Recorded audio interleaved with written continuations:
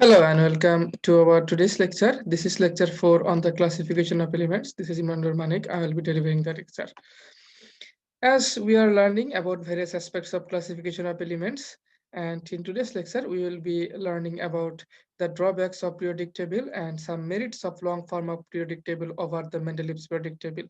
So the drawbacks of periodic table will be basically related to the periodic table of Mendeleev's, and you know that the Mendeleev's periodic table had only 65 elements. So let's move on to the main discussion. তো periodic table হচ্ছে আমাদের জন্য অনেক উপকারী একটা জিনিস। Periodic টেবিলের কারণে আমরা সমস্ত মৌলগুলোকে খুব সহজে এক জায়গা থেকে খুব সহজেই তাদের সম্পর্কে জানতে এবং তাদেরকে নিয়ে গবেষণা করতে পেরেছি। পিরিয়ডিক টেবিলের বদৌলতে আমরা যেকোনো একটা গ্রুপের পার্টিকুলার একটা এলিমেন্টস এর কেমিক্যাল এবং ফিজিক্যাল ক্যারেক্টারিস্টিক সম্পর্কে জানলেই আমরা মোটামুটি ধারণা করতে পারি যে এই গ্রুপের বাকি সদস্যের ফিজিক্যাল এবং কেমিক্যাল প্রপার্টিস ক্যারেক্টারিস্টিক্স কেমন হবে। যেমন হ্যালোজেনের যেকোনো একটা হ্যালোজেনের সম্পর্কে যদি আমরা জানতে পারি যে হ্যালোজেন এরকম এরকম, তো বাকিদের সম্পর্কে মোটামুটি ধারণা করা যায় যে তাদেরও বৈশিষ্ট্য এরকম হতে পারে।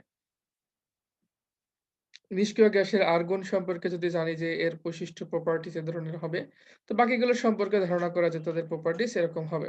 ভ্যালেন্সি, ভ্যালেন্সিয়াল ইলেকট্রন, ইলেকট্রনিক কনফিগারেশন, এই সমস্ত জিনিসগুলা প্রতিটা গ্রুপের সদস্যদের বেশ ভালো রকম মিল থাকে। তো এই মিল যেগুলোর কথা বলা হচ্ছে সেগুলো হচ্ছে আসলে লং ফর্ম অফ পিরিয়ডিক টেবিলের গুণ বা বৈশিষ্ট্য। লং ফর্ম অফ পিরিয়ডিক টেবিলে আমাদের ১০০ টার উপরে মৌল আছে। কিন্তু যখন মেন্ডেলিভ তার পিরিয়ডিক টেবিলকে প্রথমে সাজান তখন কিন্তু ১০০ টা মৌল ছিল না। তখন ছিল মাত্র ৬৫ টা মৌল। তো ৬৫ টা মৌলকে তিনি সাজানোর ফলে যে পিরিয়ডিক টেবিল পেয়েছিলেন, সেই পিরিয়ডিক টেবিলে অনেকগুলো ত্রুটি ছিল। প্রথমত ত্রুটি ছিল যে তার পিরিয়ডিক টেবিলের মৌলগুলোকে সাজানোই হয়েছিল তাদের পারমাণবিক ভরের ক্রম অনুসারে। তো পারমাণবিক ভরের ক্রম অনুসারে সাজানোর কারণে কিছু ত্রুটি, বড়, বড় ত্রুটি রয়ে গেছিল। কিন্তু তখন তার পারমাণবিক ভর ছাড়া অন্য কোনো বেসিস বা অন্য কোনো বৈশিষ্ট্যকে ভিত্তি করে মৌলগুলোকে সাজানোর কোনো সুযোগ ছিল না। কারণ তখন পর্যন্ত পারমাণবিক নাম্বার, অ্যাটমিক নাম্বার আবিষ্কৃতই হয়নি। সুতরাং তার আ জন্য শুধুমাত্র একটা অপশন ছিল পারমাণবিক ভরকে ব্যবহার করে সাজানো এবং তার এই সাজানোটা পিরিয়ডিক লটা যথেষ্ট পরিমাণে কার্যকারী। পরবর্তীতে সামান্য কারেকশন এর পরে এটা আরো বেশি কার্যকারী হয়েছে। তো চলুন আমরা দেখে নিই যে আ পিরিয়ডিক টেবিলের কি ধরনের ত্রুটি সেই সময় তিনি যে পিরিয়ডিক টেবিল দিয়েছিলেন তার কি ধরনের ত্রুটি ছিল। Number 1, position of hydrogen. হাইড্রোজেনের যে অবস্থান পিরিয়ডিক টেবিলে সেটা হচ্ছে যথেষ্ট পরিমাণ ত্রুটিপূর্ণ। তো শুরুতে কি বলা হলো? শুরুতে যেটা বলা হচ্ছে সেটা হচ্ছে although the Mendeleev's periodic table was the first successful attempts for the classification of elements, but it suffers from the following defects. যদিও মেন্ডেলিভের পিরিয়ডিক টেবিলটা প্রথম সফল একটা পদক্ষেপ ছিল মৌলগুলোকে সুন্দরভাবে ক্লাসিফাই করার জন্য, তারপরেও এর অনেকগুলো ত্রুটি আছে। প্রথমটা হচ্ছে position of hydrogen. Hydrogen resembles both the alkali metals group 1a and halogens group 7a in properties. হাইড্রোজেনের যে বৈশিষ্ট্য সেটা গ্রুপ 1 এর অ্যালকালি মেটালের সাথেও মেলে, গ্রুপ 7 এর হ্যালোজেনের সাথেও মেলে। Therefore, its position in the periodic table is anomalous. সুতরাং পিরিয়ডিক টেবিলে হাইড্রোজেনের যে অবস্থান সেটা একটু ত্রুটিপূর্ণ, নিয়ম বহির্ভূত হয়। যেমন হাইড্রোজেনের যোজনী হচ্ছে ভ্যালেন্সি হচ্ছে 1, অ্যালকালি মেটালসের সবার যোজনী হচ্ছে 1। হাইড্রোজেন H+ ক্যাটায়ন তৈরি করতে পারে। সোডিয়াম প্লাস, পটাশিয়াম প্লাস এগুলো ক্যাটায়ন তৈরি করতে পারে। হাইড্রোজেন এর হাইড্রোজেনের আরো কিছু বৈশিষ্ট্য আছে যেগুলো আবার গ্রুপ 7 এর সাথে মিলে। যেমন হাইড্রোজেন নিজে একটা অধাতু। আর গ্রুপ 7 এ যারা আছে মোটামুটি হ্যালোজেনের ভিতরে প্রথম দিকে অধাতুই আছে। গ্রুপ 7 এ যারা আছে তাদেরও যোজনী 1, সুতরাং হাইড্রোজেনের যোজনী 1। এরকম আরো প্রায় ৫-৭ টা বৈশিষ্ট্য আছে যেগুলো গ্রুপ 1 এর সাথে হাইড্রোজেনের এই সমস্ত বৈশিষ্ট্য মেলে। আবার ঠিক ওরকম ৫-৭ টা বৈশিষ্ট্য যা আছে যেগুলো গ্রুপ 7 এর মৌলের সাথে হাইড্রোজেনের এই বৈশিষ্ট্যগুলো মেলে। ফলে হাইড্রোজেনের অবস্থান আসলে কোথায় হবে সেটা একটা প্রশ্ন এবং সে প্রশ্নের কারণেই হাইড্রোজেনকে গ্রুপ 1 এতে দিলে গ্রুপ 7 এতে কেন দেয়া হলো না সেটা একটা একটা প্রশ্ন থেকে যায়। তার অবস্থানটা প্রশ্নবিদ্ধ হয়। আবার গ্রুপ 7 এতে দিলে কেন তাদেরকে গ্রুপ 1 এতে দেওয়া হবে না? সেটাও একটা প্রশ্নবিদ্ধ অবস্থান হিসাবে থেকে যায়। কাজেই পজিশন অফ হাইড্রোজেন এই পিরিয়ডিক টেবিলে তার পজিশনটা একটা ত্রুটি। এর পরবর্তী বৈশিষ্ট্য ত্রুটিগুলো কি? Position of lanthanides and actinides. Lanthanide এবং অ্যাক্টিনাইড হচ্ছে ১৪ টা করে ২৮ টা টোটাল মৌলের একটা নির্দিষ্ট জায়গায় অবস্থান। 57 থেকে 71 পর্যন্ত এই ১৫ টা মৌল তাদেরকে আমরা ল্যান্থানাইডস বলি। এদের অবস্থান পিরিয়ডিক টেবিলের মূল যে টেবিল, সে টেবিলে সম্ভব হয়নি। তাদেরকে পিরিয়ডিক টেবিলের নিচে আলাদা করে দেখানো হয়। যদিও বলা হয় যে 57 যে মৌলটা সেই মৌলের এখানে সবগুলো একসাথে অবস্থান করে। সুতরাং এই যে ১৪ টা মৌল, ল্যান্থানাইডকে বাদ দিলে ১৪ টা মৌল হয়। তাদের অবস্থান পিরিয়ডিক টেবিলের ভিতরে না হওয়াটা একটা বড় ত্রুটি। আবার একইভাবে অ্যাক্টিনাইড 89 নাম্বার থেকে শুরু করে 103 পর্যন্ত যারা আছে, তাদের অবস্থানও পিরিয়ডিক টেবিলের নিচে, তাদেরকে আমরা বলি অ্যাক্টিনাইড সিরিজ।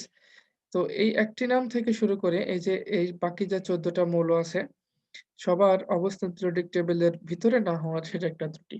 সেজন্য বলা হচ্ছে a group of 15 elements, atomic number 57 to 71, which which is called rare earth elements or lanthanides, does not find its proper place in the periodic table and has been placed at one place in group 3b and period 6. তো ১৫ টা ল্যান্থেনাইটের যে মৌলগুলা তাদের উপযুক্ত জায়গা না পাওয়ার কারণে periodic টেবিলের নিচে অবস্থান করা হয়েছে। যদিও বলা হয়েছে তাদের অবস্থানটা হবে হচ্ছে গ্রুপ 3b period 6 এ ৬ নম্বর পর্যায়ে 3b তে তাদের অবস্থান। Similarly, another group of 15 elements, atomic number 89 to 103, called actinides, does not find its proper place and has been put at one place in group 3b and period 6. একইভাবে 89 থেকে 103 নম্বর পর্যন্ত যে ১৫ টা মৌল, ১৪ টা মৌল মূলত অ্যাক্টিনাইডকে বাদ দিলে ১৪ টা মৌল তাদের কেউ উপযুক্ত জায়গা না পাওয়ার কারণে পিরিয়ডিক টেবিলের নিচে দেওয়া হয়েছে। যদিও তাদের অবস্থান হওয়ার কথা ছিল ৩ নম্বর গ্রুপ অর্থাৎ গ্রুপ 3b র ৬ নম্বর পিরিয়ডে। Existence of 4 anomalous pair of elements. আচ্ছা, যদিও মেন্ডেলিভের পিরিয়ডিক টেবিলে বলা হয়েছিল তাদের এলিমেন্টস গুলা সাজানোর ভিত্তি হচ্ছে অ্যাটমিক নাম্বার, অ্যাটমিক ওয়েটের ইনক্রিজিং অর্ডার, অর্থাৎ ক্রমান্বয়ে অ্যাটমিক ওয়েটটাকে ছোট থেকে বড়র দিকে করে সাজালে যেরকম হয়, ঠিক সেভাবে করে সাজালে তাদের পিরিয়ডিক টেবিলে সাজালে যেরকম সজ্জা পাওয়া যাবে সেটাই হবে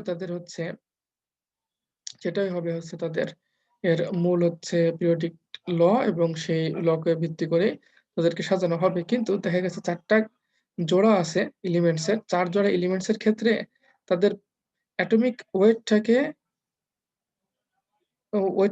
না ধরে তাদের বৈশিষ্ট্যকে ধরে সাজানো হয়েছে। অর্থাৎ উচিত ছিল যার অ্যাটমিক ওয়েট কম তাকে আগে দেওয়া হবে, যার অ্যাটমিক ওয়েট বেশি তাকে পরে দেওয়া হবে। কিন্তু দেখা গেছে এরকম করতে গেলে ভিন্ন বৈশিষ্ট্যের ২ টা মৌল কাছাকাছি চলে আসে। তো এই বৈশিষ্ট্য ঠিক রাখার জন্য অ্যাটমিক ওয়েটের ক্রম অনুসারে না সাজিয়ে উল্টা ক্রম অনুসারে সাজানো হয়েছে। যেমন আর্গনের অ্যাটমিক ওয়েট হচ্ছে ৪০, পটাশিয়ামের হচ্ছে ৩৯। তাহলে পটাশিয়াম আসবে আগে, আর্গন আসবে তারপরে, কিন্তু আর্গন আসে আগে, পটাশিয়াম আসে তারপরে। কোবাল্টের হচ্ছে 59, নিকেলের হচ্ছে 58.6।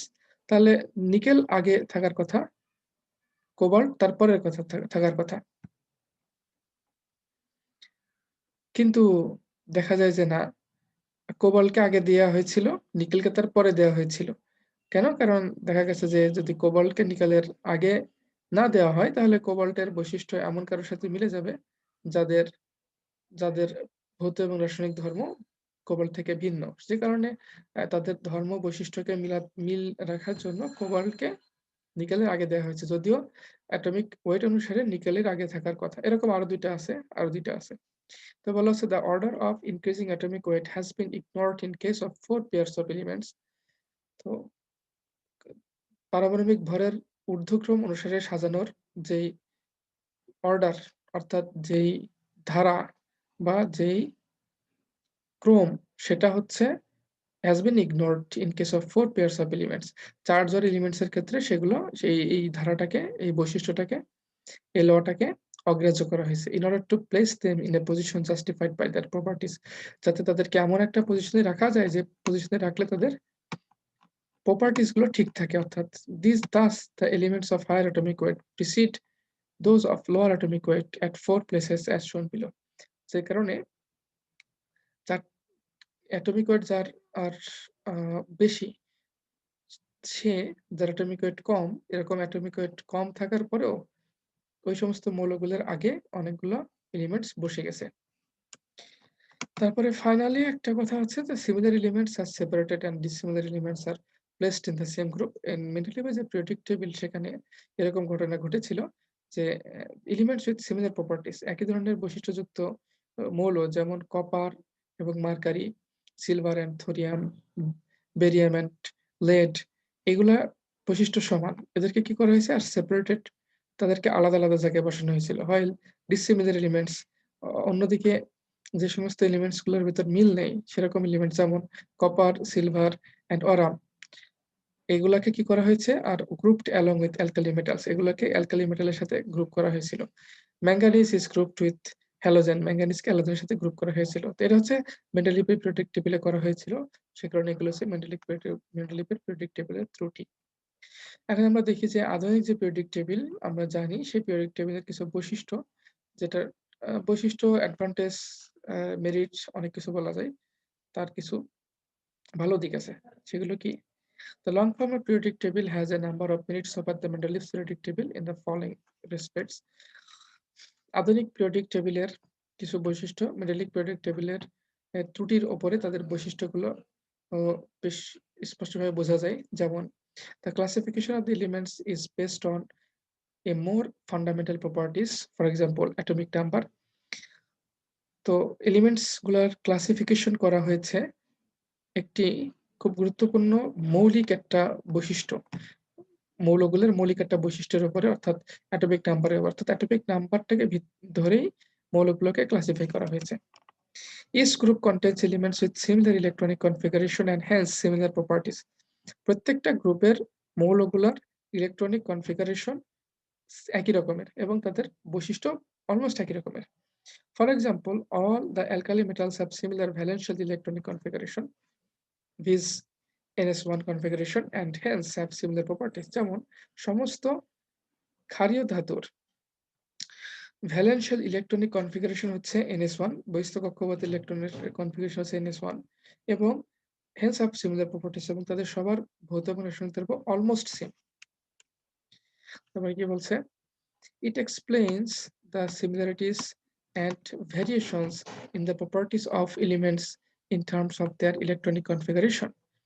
এই বর্তমানে যে পিরিয়ডিক টেবিল সেই পিরিয়ডিক টেবিলে ইলেকট্রনিক কনফিগারেশনের উপর ভিত্তি করে আমরা মৌলগুলার যেই বৈশিষ্ট্য আছে সেই বৈশিষ্ট্যের ক্ষেত্রে একটা মৌলের সাথে অপর একটা মৌলের যে বৈশিষ্ট্যের মিল অথবা একটা মৌলের সাথে অপর মৌলের যে বৈশিষ্ট্য সেই বৈশিষ্ট্যের যে এই বৈচিত্র্যতা সেই বৈচিত্র্যতা আমরা ব্যাখ্যা করতে পারি। অর্থাৎ একটা মৌলের সাথে অপর মৌলের মিল অথবা বিচিত্রতা বা ভিন্নতা এগুলো ব্যাখ্যা করার জন্য আমরা ইলেকট্রনিক কনফিগারেশনের সাহায্য নিতে পারি and brings out clearly the trends in chemical properties across the long periods এবং এই ইলেকট্রনিক কনফিগারেশনের মাধ্যমে আমরা যেমন তাদের ভৌত এবং রাসায়নিক ধর্মের মিল অমিল, বিচিত্রতা, বৈচিত্র্য ইত্যাদি ব্যাখ্যা করতে পারি। একই সাথে একদম স্পষ্ট রূপে আমরা বলতে পারি যে এতে তাদের কেমিক্যাল প্রপার্টিসটা কিরকম ভাবে পরিবর্তিত হবে। কেমিক্যাল প্রপার্টিস এর পরিবর্তন কি? আসলে একই গ্রুপের সমস্ত এলিমেন্টস এর কেমিক্যাল প্রপার্টি সেম থাকে। তারপরেও কেমিক্যাল প্রপার্টি সেম থাকার পরেও একটু, একটু করে ভিন্ন হয়। যেমন বলা হয়েছিল যে মিষ্টি সবই মিষ্টি কিন্তু মিষ্টির ভিতরে কম বেশি থাকে। তো বেশি মিষ্টি, কম মিষ্টি, হালকা মিষ্টি ইত্যাদি যেরকম মিষ্টি সবই মিষ্টি কিন্তু বেশি ভিন্ন কম বেশি থাকে।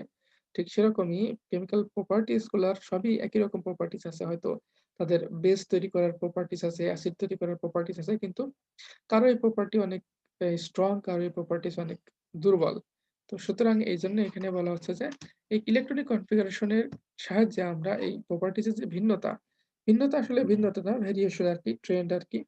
উপর থেকে একটা গ্রুপের নিচের দিকে আসলে প্রপার্টিজ এর কখনো একটা প্রপার্টিজ অনেক হালকা হয়, অনেক সময় একটা প্রপার্টিজ অনেক শক্তিশালী হয়।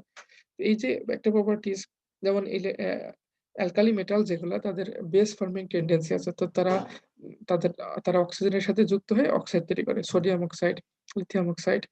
তো এই যে অক্সাইড তারা তৈরি করে, এটা তাদের একটা প্রপার্টিজ। এই প্রপার্টিজ অক্সিজেনের সাথে তাদের এই যে অক্সাইডটা তৈরি হয়, সেই অক্সাইডকে আমরা বলি বেসিক। কারণ তাদের অক্সাইডকে বলা হয় বেস। তো এই অক্সাইডের যে অক্সাইডের যে বেসিসিটি অর্থাৎ তাদের যে ক্ষারীয় ধর্ম, এটা উপর থেকে নিচের দিকে বাড়ে। পানির সাথে রিঅ্যাকশনের ক্ষেত্রেও দেখা যায় যে লিথিয়ামের রিঅ্যাকশন থেকে সোডিয়ামের রিঅ্যাকশনের মাত্রা বেশি, সোডিয়ামের রিঅ্যাকশন থেকে পটাশিয়ামের রিঅ্যাকশনের মাত্রা আরো বেশি। তো এই যে রিঅ্যাকশন সবাই করে পানির সাথে কিন্তু মাত্রা কম বেশি হয়। এটাকেই বলা হয় ভেরিয়েশন ইন প্রপার্টিজ। তো ইলেকট্রনিক কনফিগারেশন এর সাহায্যে আমরা এই সমস্ত কেমিক্যাল প্রপার্টিজ এর যে ভেরিয়েশন সেটা খুব সহজেই ব্যাখ্যা করতে পারি। এটা হচ্ছে আধুনিক পিরিয়ডিক টেবলের একটা বৈশিষ্ট্য। The inert gases having completely filled electron shells have been placed at the end of this period. Inert গ্যাসগুলার স্যাটিসফাইড অক্টেট থাকার কারণে তাদের বৈশিষ্ট্য নরমাল কোনো এলিমেন্টস এর সাথে মিলে না। ফলে এই সমস্ত ইনার্ট গ্যাসগুলাকে একত্রে পিরিয়ডিক টেবলের ডান দিকে অবস্থান করানো হয়েছে। তো তাদের অবস্থানের ভিত্তি হচ্ছে তাদের ফিজিক্যাল এবং কেমিক্যাল প্রপার্টিজ এর ভিত্তি হচ্ছে তাদের ইলেকট্রনিক কনফিগারেশন। তাদের ইলেকট্রনিক কনফিগারেশনের ইউনিক হওয়ার কারণে, ইলেকট্রনিক কনফিগারেশনের ভিন্ন হওয়ার কারণে তাদের এই সমস্ত প্রপার্টিজ তারা শো করে। সুতরাং তাদেরকেও এই যে একটা পিরিয়ডিক টেবলের ডান দিকে যে অবস্থান দেওয়া হয়েছে একই রকম প্রপার্টি শো করে, এটাও কিন্তু আমরা তাদের ইলেকট্রনিক কনফিগারেশন থেকেও ভালোভাবে বুঝতে পারি। তো যাই হোক, next, in this form of periodic table, the elements of the two subgroups have been placed separately, and thus dissimilar elements do not fall together. এই আধুনিক যে পিরিয়ডিক টেবিল সেখানে সাবগ্রুপের যেই এলিমেন্টস আছে, সাবগ্রুপ বলতে কি 1A 1B এটা দুটো subgroup. 1A 2A 3A 4A 5A 6A 7A এগুলো হচ্ছে একটা গ্রুপ। এটা একটা সাবগ্রুপ আরকি। তারপরে 1B থেকে শুরু করে 8B পর্যন্ত এটা আরেকটা সাবগ্রুপ। তো সাবগ্রুপ হওয়ার কারণে তাদেরকে আলাদা করে বসানো গেছে এবং এই আলাদা হওয়ার কারণে তাদের বৈশিষ্ট্যগুলা ভিন্ন, ভিন্ন ভালোভাবে বোঝা যায়। এই কারণে আমরা বলি যে বি যে সাবগ্রুপের যে এলিমেন্টস আছে তারা হচ্ছে ট্রানজিশন এবং ইন্টার ট্রানজিশন এলিমেন্টস এবং ডি ব্লকে ব্লক মৌল। আর এ সাবগ্রুপটা হচ্ছে এস আর পি ব্লক মৌল। এই যে ২ টা সাবগ্রুপে ভাগ করে বসানো হওয়ার কারণে তাদেরকে আলাদাভাবে বোঝা গেল। এটাও কিন্তু আধুনিক পিরিয়ডিক টেবলের একটা ভালো দিক। It provides a clear demarcation of different types of elements like active metal, transition metal, non-metal, metalloid, inert gas, lanthanides and actinides. এবং এই পিরিয়ডিক টেবিল এর আমরা আগের ক্লাসে দেখেছিলাম যে পিরিয়ডিক টেবিলের বিভিন্ন এলিমেন্টস এর যে গ্রুপগুলাকে বিভিন্ন নামে ভাগ করা হয়েছে। গ্রুপ 1 একে বলা হয় হচ্ছে অ্যালকালি মেটালস, 2 একে বলা হয় অ্যালকালিন আর্থ মেটালস। তারপরে 3A, 4A, 5A, 6A এদের ভিতরে মেটালয়েডস আছে। তারপর 7A কে বলা হয় হ্যালোজেন এবং 0 গ্রুপ যেটা তাকে বলা হয় ইনার্ট গ্যাস। এছাড়াও এর ভিতরে আছে A1B থেকে শুরু করে 8B পর্যন্ত তাদেরকে বলা হয় ট্রানজিশন মেটালস এবং এই 3B যে গ্রুপ সেই গ্রুপের নাম্বার 6 পিরিয়ডে আছে হচ্ছে ইনার ট্রানজিশন মেটালস যাকে আমরা বলি F ব্লক এলিমেন্টস। তো এই যে ভাগ করা হলো, এই ভাগগুলার ভাগগুলাও কিন্তু আধুনিক পর্যায় সারণীর একটা বৈশিষ্ট্য এবং এই ভাগগুলোর কারণে আমাদের এলিমেন্টস গুলোর সম্পর্কে স্টাডি করা, তাদেরকে নিয়ে বিভিন্ন মৌল তৈরি করা ইত্যাদি এগুলো আমাদের জন্য খুবই সহজ হয়ে গেছে।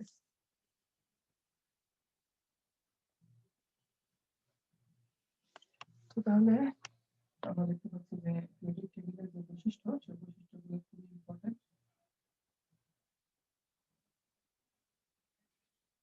এবং এই বৈশিষ্ট্যগুলোর বড় একটা দিক হলো যে এই বৈশিষ্ট্যগুলো মূলত তাদের মেরিটকে প্রকাশ করছে, তাদের ভালো দিকটাকে প্রকাশ করতেছে। It is easier to remember, understand and reproduce এবং এত সবকিছুর পরে আমরা বলতে পারি সহজে এটাকে জানা যায়, বোঝা যায় এবং নতুন করে লেখাও যায় সম্ভব। আমরা যেমন এর আগের ক্লাসে দেখছিলাম বিভিন্ন গ্রুপের মৌলগুলোকে মনে রাখার ছন্দ এবং এমনও ছন্দ আছে যে ছন্দ দিয়ে পুরা পিরিয়ডিক টেবিলকে মনে রাখা যায়। সুতরাং এটা যদি আলাদাভাবে পিরিয়ডিক টেবিলে এভাবে সাজানোর কারণে যত সহজে তাদেরকে মনে রাখা যায়, পিরিয়ডিক টেবিলে না সাজালে এত সহজে মনে রাখা যেত না। বেশ কঠিন হতো। আর একটা মৌলের সাথে অন্য মৌল যদি মিক্স হয়ে যেত তাহলে দেখা যেত 1A, 1B কোন মৌল কোন ধরনের বৈশিষ্ট্য শো করবে তা আমরা জানতামই না। এবং ডি ব্লকের মৌলগুলো বেশিরভাগই রঙিন হয়। এগুলো ধাতু। গ্রুপ 7 এ যেগুলো সেগুলো হ্যালোজেন হচ্ছে অধাতু হয়। 8 এ যারা আছে তারা হচ্ছে বা 0 গ্রুপের সবাই হচ্ছে গ্যাস হয়। দেখা গেল এই 8 এর একটা মৌল নিয়ে আমরা গবেষণা করতেছি যে নতুন একটা ধাতু, নতুন একটা কম্পাউন্ড তৈরি করব। আমরা তো যদি পিরিয়ডিক টেবল না থাকতো জানতামই না যে আসলে 8 এ অথবা হচ্ছে 0 গ্রুপের এলিমেন্টস গুলা কারো সাথে সচরাচর নরমাল কন্ডিশন এ কোনো কম্পাউন্ড তৈরি করে না। সুতরাং পিরিয়ডিক টেবল থাকার কারণে আমরা এটা আগে থেকে জানি বিধায় তাদের নিয়ে গবেষণা করে সময় নষ্ট করার কোনো প্রয়োজন নাই। আচ্ছা এখন হচ্ছে usefulness of periodic table, periodic টেবলের ব্যবহার। তো পিরিয়ডিক টেবিলকে সাজানোর ওই এলিমেন্টস গুলোকে সাজানোর কারণে যেরকম আমাদের তাদের সম্পর্কে বোঝা সহজ হয়েছে। যত সহজে আমরা এগুলো বুঝতেও পারি, ঠিক একইভাবে তাদেরকে আমরা খুব সহজে কাজেও লাগাইতে পারি। ১ম পিরিয়ডিক টেবলের যে বৈশিষ্ট্য সেটা হচ্ছে ক্লাসিফিকেশন অফ এলিমেন্টস অর্থাৎ ক্লাসি আ যে সমস্ত মৌলগুলো আমরা জানি সে মৌলগুলোকে খুব সুন্দরভাবে সাজানো। এই সাজানোর কাজটা কিভাবে সম্পাদন হয়েছে? পিরিয়ডিক টেবিলকে জানার কারণে পিরিয়ডিক টেবিলে এলিমেন্টস গুলোকে সাজানোর কারণে আমরা খুব সহজে তাদের সম্পর্কে তাদেরকে বিভিন্ন ক্যাটেগরিতে ভাগ করতে পারছি। যেমন বলা হলো যে alkali metal, alkaline earth metal, metalloids, non metal, halogens ইত্যাদি এই যে এই বিভিন্ন গ্রুপে বিভিন্ন দলে উপদলে ভাগ করতে পেরেছি। এটা কার দ্বারা সম্ভব হয়েছে? পিরিয়ডিক টেবিলের কারণে সম্ভব হয়েছে। তাই বলা হচ্ছে the classification of elements of similar properties into groups simplified the study যেহেতু তাদেরকে একই রকম মৌলগুলোকে একই গ্রুপে নিয়ে আসা হয়েছে সুতরাং তাদের সম্পর্কে গবেষণা করা খুব সহজ হয়ে গেছে। For example, sodium, a member of alkali metals, reacts with water vigorously giving hydrogen gas and forming sodium hydroxide. যেমন অ্যালকালি মেটালের একটা সদস্য সোডিয়াম, সে পানির সাথে দ্রুত, খুব দ্রুত ভয়ংকরভাবে খুব জোরালোভাবে বিক্রিয়া করে হাইড্রোজেন গ্যাস এবং সোডিয়াম হাইড্রক্সাইড এরকম একটা মৌল তৈরি করে। Which is a strong base এবং সোডিয়াম হাইড্রক্সাইড হচ্ছে একটা শক্তিশালী base. The other alkali metals also react with water in a similar manner এবং সোডিয়াম যেরকম পানির সাথে রিঅ্যাকশন করে বেস তৈরি করে, এই গ্রুপের আরো যারা সদস্য আছে তারাও কিন্তু পানির সাথে তৈরি করে রিঅ্যাকশন করে বেস তৈরি করে। তাহলে একটা জানলে সবটা জানা হলো। তারপরের আ প্রেডিকশন অফ আনডিসকভারড এলিমেন্টস পরের বৈশিষ্ট্য হচ্ছে পিরিয়ডিক টেবিলের সাহায্যে আমরা অনেক অজানা মৌল সম্পর্কে জানতে পেরেছি। কেমনভাবে? যে যখন পিরিয়ডিক টেবিল আবিষ্কার হয় তখন কিন্তু ১০০ টার উপরে মৌল ছিল না। তো কিছু জায়গা ছিল যে জায়গাগুলোকে খালি রাখা হয়েছিল। যে বলা হয়েছিল যে এই জায়গাটায় এমন একটা মৌল বসবে যেটা এখন নাই। আর এখন যারা আছে তাদেরকে এখানে বসানো যাচ্ছে না। কারণ এই জায়গাটায় যদি তাদেরকে বসানো হয় তাহলে এই তার উপরে এবং নিচে যে সমস্ত মৌল তার সাথে বর্তমানে পাওয়া মৌলের কোনো ভৌত রাসায়নিক দ্রব্যের মিল নাই। কাজেই বলা হয়েছে যে এই জায়গাটায় এমন একটা মৌল বসবে যেটা হয়তো আমরা জানি না কিন্তু আছে। যার সাথে উপরে এবং নিচের যে এলিমেন্টস আছে তাদের ভৌত এবং রাসায়নিক দ্রব্য মিলবে। সেজন্য বলা হচ্ছে at present all the elements of the periodic table number 1 to মানে ১০৯ এর উপরটাই আরকি have been discovered and their properties are more or less known. বর্তমানে ১০৯ টার উপরে যে মৌলগুলো আছে তাদের আবিষ্কারের পরে তাদের কম বেশিতে তাদের ভৌত এবং রাসায়নিক সম্পর্কে জানা যায়। But a very remarkable use of the periodic table was made by the Mendeleev in the predicting a number of undiscovered elements which were shown by a number of gaps in the periodic table এবং একটা খুবই উল্লেখযোগ্য periodic টেবিলের ব্যবহার Mendeleev করেছিলেন। কিভাবে? তিনি ভবিষ্যৎবাণী করেছিলেন যে অনেকগুলো আনডিসকভার্ড এলিমেন্টস এগুলো এখনো ডিসকভার হয় নাই। কিন্তু এগুলো ভবিষ্যতে ডিসকভার হবে এবং যেগুলো এই যে যেখানে এই মৌলগুলো আবিষ্কৃত হয় নাই সেই জায়গাগুলোকে তিনি গ্যা খালি রাখছিলেন পিরিয়ডিক টেবলে। তো তার এই গ্যাপ বা খালি জায়গাগুলো নতুন আবিষ্কৃত, অনাবিষ্কৃত মৌলকে নির্দেশ করেছিল। এবং পরবর্তীতে এক্সাক্টলি তিনি যেরকম বৈশিষ্ট্যের কথা বলেছিলেন ওরকম বৈশিষ্ট্যের মৌল পরবর্তীতে আবিষ্কৃত হয়েছে। Mendeleev Mendeleev's table contained only 65 elements with a large number of vacant places. Mendeleev's এর ৬৫ টা এলিমেন্টস এর একটা periodic table ছিল যার অনেক জায়গা ছিল যেগুলো খালি। Mendeleev predicted the existence and properties of 6 elements corresponding to the gap. Mendeleev ৬ টা এলিমেন্টস এর জায়গা খালি রেখে তাদের কিছু বৈশিষ্ট্য এবং তাদের জায়গা দেখিয়ে দিয়েছিলেন।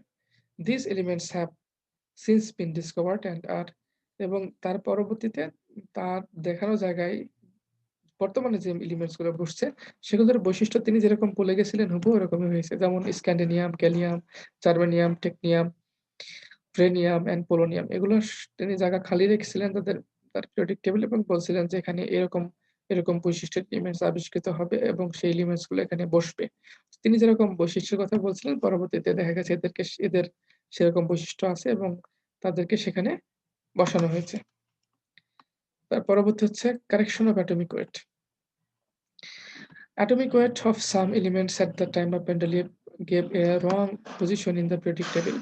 Atomic weight এর উপর ভিত্তি করে যখন মৌলগুলোকে periodic table এ সাজানো হয়েছিল, তখন দেখা গেছে যে কিছু এলিমেন্টস আছে যাদেরকে atomic weight অনুসারে সাজাইলে তাদের অবস্থান এমন এক জায়গায় হয় যে জায়গায় তাদেরকে বসাইলে সেটা ঠিক তাদের সাথে মিলে না, খাপ খায় না। তাদের উপরের নিচের কিছু এলিমেন্টের সাথে তাদের বৈশিষ্ট্য মিলে না।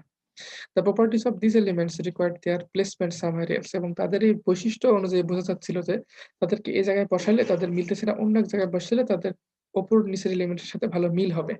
কিন্তু অ্যাটমিক ওয়েট অনুসারে তাদেরকে আবার ওখানেই বসাতে হচ্ছিল। তার থেকে বোঝা গেল যে হয়তোবা তাদের অ্যাটমিক ওয়েটের সমস্যা অথবা তাদের জন্য আলাদা কোনো গ্রুপ বা পিরিয়ড দরকার। পরবর্তীতে দেখা গেছে যে আসলে তাদের অ্যাটমিক ওয়েটেরই সমস্যা ছিল। যে কারণে পরবর্তীতে তার অ্যাটমিক ওয়েটটা কারেকশন করা হয়েছে। তাহলে অ্যাটমিক ওয়েট অনুযায়ী বসায় কি সমস্যা পাওয়া গেল? অ্যাটমিক ওয়েট অনুযায়ী বসালে এমন এক জায়গায় বসে যেখানে তাদের উপর নিচের এলিমেন্টের সাথে তাদের কোনো মিল নাই। আবার অ্যাটমিক ওয়েটের এটাকে যদি বাদ দিয়ে বসানো যায় তাহলেও তাদের যেই পিরিয়ডিক টেবিলে সাজানোর ভিত্তি সেই ভিত্তি ঠিক থাকে না। তো এজন্য অ্যাটমিক ওয়েটটাকে কারেকশন করে ওখানে বসালে ঠিক হয়। তার পরবর্তীতে দেখা গেল আসলে কি কারেকশন অ্যাটমিক ওয়েটের করা লাগবে না লাগবে না?